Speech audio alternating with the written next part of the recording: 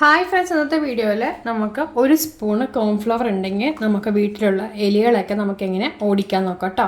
Expire ആയ കോൺഫ്ലവറോ അല്ലെങ്കിൽ cornflour തന്നെ വേണമെന്നില്ല, ശരിക്കും പറഞ്ഞാൽ കടലമാവോ അരിപ്പൊടിയോ ഗോതമ്പൊടിയൊക്കെ ഉണ്ടെങ്കിൽ എന്താണെങ്കിൽ എടുക്കാം കേട്ടോ നമുക്ക്. അപ്പോൾ ഞാനിപ്പോൾ കോൺഫ്ലവറാണ് എടുത്തിരിക്കുന്നത്. ശേഷം നമുക്കൊരു ചിരട്ട എന്തെങ്കിലും എടുക്കാം കേട്ടോ.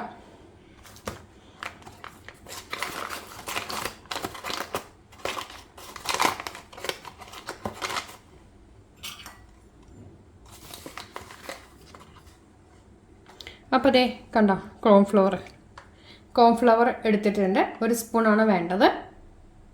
നമുക്കൊരു ചിരട്ടയിൽ ഇട്ട് കൊടുക്കാം. കൂടുതലുണ്ടെങ്കിൽ 3-4 സ്പൂൺ എടുക്കുക കേട്ടോ. ഓക്കെ, എന്നിട്ട് ഇത് സാധാരണ രീതിയിൽ നമുക്കിപ്പോൾ കടകളിലൊക്കെ അല്ലെങ്കിൽ സൂപ്പർ മാർക്കറ്റിലൊക്കെ എലി ഭയങ്കര ശല്യമായിരിക്കും.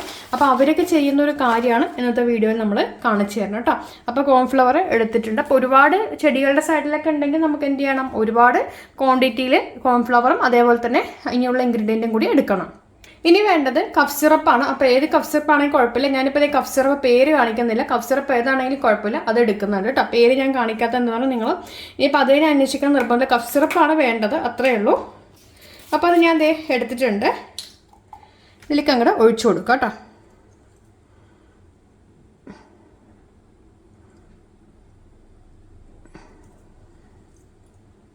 എന്തെന്ന് പറഞ്ഞു കഴിഞ്ഞാൽ എലികൾക്ക് ഇതൊക്കെ നമുക്ക് മാത്രം കഴിക്കാൻ പറ്റുന്ന മരുന്നുകളാണ് ഈ കഫ് സിറപ്പ്. അതൊക്കെ എലികൾ കഴിച്ചു കഴിഞ്ഞാൽ അപ്പം തന്നെ എലികൾ ചത്തുപോകും ശരിക്കും പറഞ്ഞാൽ. അതാണ് അതിൻ്റെ ഒരു മെയിനായിട്ടുള്ള സംഭവം എന്ന് പറയുന്നത്. അപ്പോൾ കഫ് സിറപ്പ് ഇതിലേക്ക് ഇട്ട് കൊടുത്തിട്ടുണ്ട്. ഇനി ബേക്കിംഗ് സോഡ. അപ്പോൾ ഇത് ഇട്ടതിന് കൂടുതൽ എഫക്റ്റീവാണ്. ഇത് രണ്ടെണ്ണം കൂടി ചേരുമ്പോൾ ബേക്കിംഗ് സോഡ ഒരു ഇത്തിരി കൂടി നമ്മളങ്ങ് ഇട്ട് കൊടുക്കുക കേട്ടോ. അതെ, കണ്ടല്ലോ വീണത്. അപ്പോൾ ഒരു 1/2 സ്പൂണോളം ഞാൻ ഇട്ട് കൊടുത്തിട്ടുണ്ട്. ഇതൊക്കെ ഇത്തിരി കൂടിയാലും കുറഞ്ഞാലും കുഴപ്പമൊന്നുമില്ല. ഓക്കെ, ശരി. ഇത് നമ്മുടെ വളർത്തു മൃഗങ്ങളൊന്നും കഴിക്കാൻ ഇടയാവരുത് കേട്ടോ. നന്നായിട്ടൊന്ന് മിക്സാക്കി കൊടുക്കുക.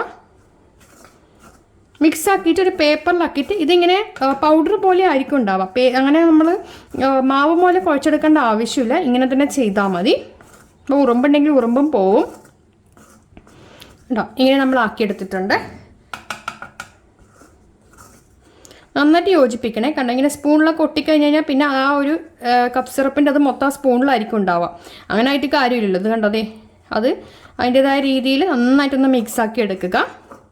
എന്നിട്ട് നമ്മൾ ന്യൂസ് പേപ്പറിൽ ആക്കിയിട്ട് ഓരോരോ ഭാഗത്തായിട്ട് കുറച്ചായിട്ട് വെച്ച് കൊടുക്കുകയാണ് ചെയ്യേണ്ടത്. നമ്മൾ ന്യൂസ് പേപ്പർ എടുത്തിട്ടുണ്ട്. 3-4 കഷ്ണം നൂല് ന്യൂസ് പേപ്പർ അവിടെ വെച്ച് കൊടുക്കാനായിട്ട് നമുക്ക് എടുക്കാം. കണ്ടോ, ഇങ്ങനെ നമ്മൾ ഏതൊക്കെ ഭാഗത്താണ് ഉള്ളത് ആ ഭാഗത്ത് രാത്രി ആകുമ്പോൾ ഒരു 6 മണിയൊക്കെ ആകുമ്പോൾ 7 മണിയാകുമ്പോൾ വെച്ച് കൊടുക്കുക. എന്നിട്ട് രാവിലെ ആകുമ്പോൾ എടുത്തിട്ട് മാറ്റി വെക്കുക. ഓക്കെ, വൈകുന്നേരം വീണ്ടും നമ്മൾ ചെയ്ത് കണ്ടു. ഇപ്പം തന്നെ നല്ല ക്വാണ്ടിറ്റിയിൽ അത്യാവശ്യമുണ്ട്. ഇനി ഇങ്ങനെ അല്ലെങ്കിൽ 3-4 ചിരട്ടകളാക്കി വെച്ചാൽ മതി. ഇതിപ്പോൾ ഇത് വെച്ച ദിവസം തന്നെ എലികൾ കഴിക്കണം നിർബന്ധമൊന്നുമില്ല. ഒരാഴ്ചയോളം വെക്കാം. പിന്നെ നമ്മുടെ വീട്ടിലെ പൂച്ച, കോഴി, പട്ടി, പശു ഇതൊന്നും കഴിക്കാനായിട്ട് ഇടയുണ്ടാവരുത്. കുഞ്ഞുങ്ങളും കഴിക്കാൻ ഇടയുണ്ടാവരുത്. വെച്ചു കൊടുക്കുക, രാത്രി വെച്ചു കൊടുക്കുക, രാവിലെ എടുത്ത് മാറ്റുക. ഇങ്ങനെ കുറച്ച് ദിവസം നമ്മൾ ഇത് തന്നെ ഒരാഴ്ച ചെയ്ത് കഴിയുമ്പോൾ പിന്നെ എലികളൊന്നും കാണില്ല. കഴിച്ച എലികളൊക്കെ ചത്തുപോയിട്ടുണ്ടാവും. അപ്പോൾ ചെയ്ത് നോക്കുക. താങ്ക്